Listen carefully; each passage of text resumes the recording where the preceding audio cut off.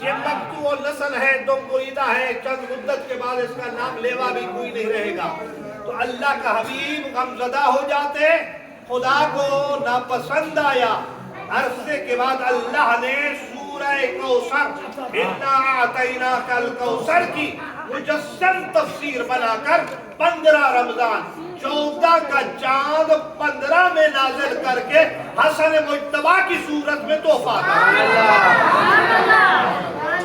اور پھر مدینہ میں لوگوں کو پتا تھا کہ محمد کے گھر میں اولاد نہیں ہے، لیکن جب خبر پہنچی ہے محمد عربی کو جو مسجد میں تشریف فرما تھے، تو بتاؤ جو غمزدہ ہوتے تھے پیغمبر، تو جب یہ خوشی کی خبر پہنچی ہے تو بتاؤ ایسے ہی جب حضرت ابراہیم کو بھی 80 یا 85 سال یا 90 سال کے بعد اللہ نے بشارت دی غلام کی، بیٹے کی، تو بتاؤ ابراہیم کو کتنی خوشی حاصل ہوئی ہوگی۔ ایسے ہی اللہ کے حبیب کو جب یہ خبر پہنچی کہ تمہارے گھر میں زہرا کی آغوش میں اللہ نے حسن کو اتارا ہے، تو حبیب کبریا کی کتنی خوشی ہوگی۔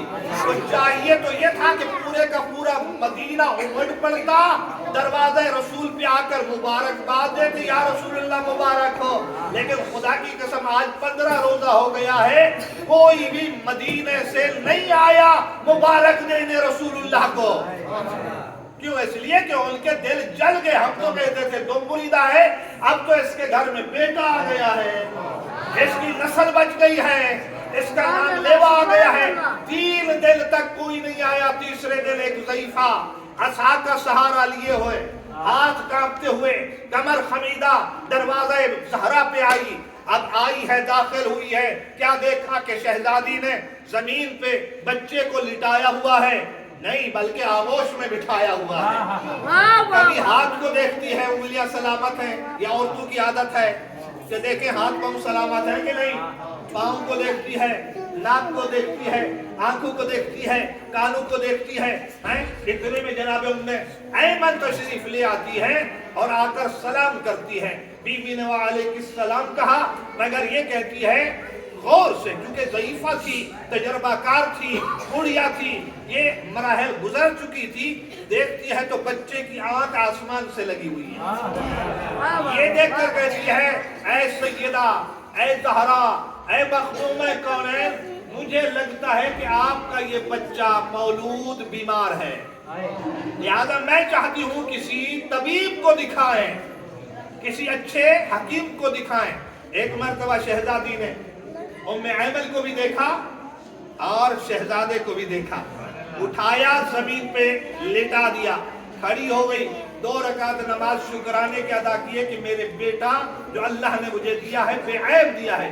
اب نماز پڑھ رہی تھی، ام ایمن کے دل میں خیال آیا میں ضعیفہ تھی، شاید میری آواز سیدہ نے نہیں سنی، انتظار کرنے لگی کہ شہزادی نماز تمام کرے تو میں پھر بتاؤں۔ جیسے بی بی نے سلام پڑھا تو یہ چیخ کر بولتی ہے شہزادی میں نے پہلے بھی عرض کیا ہے، شاید توجہ نہیں فرمائی، مجھے لگتا ہے کہ آپ کا بیٹا بیمار ہے۔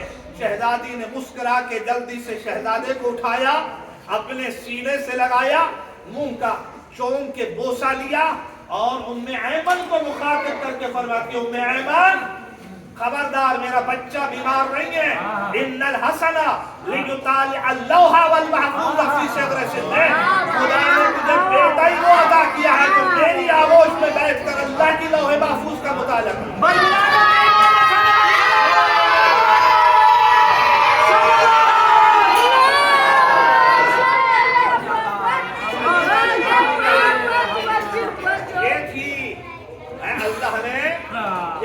مجھے بیٹا وہ عطا کیا ہے جو تیسرا دن ہے۔ 3 دن کا کوئی ایسا امام ہو کائنات میں بتا دے، دکھا دے، وہ جو اپنے امامت کے چکر میں ہیں ان کے تو کوئی شجرہ نسب ہی نہیں ملتا۔ امام فقہ ہے 4 ہیں، پہلا امام ان کا کون ہے؟ ابو حنیفہ، رسول عربی کی 80 سال بعد پیدا ہوا ہے، 20 سال درس پڑھا ہے، پھر جا کے 100 سال کی عمر میں وہ امام فقہ بنا ہے۔ تو یہ بتاؤ، اب ہم نہیں کہتے، ان کے اپنے سنی کہہ رہے ہیں، یہ بتاؤ علی کی امامت کے بعد، خلافت کے بعد، رسول کے جانے کے بعد اور تک یہ 100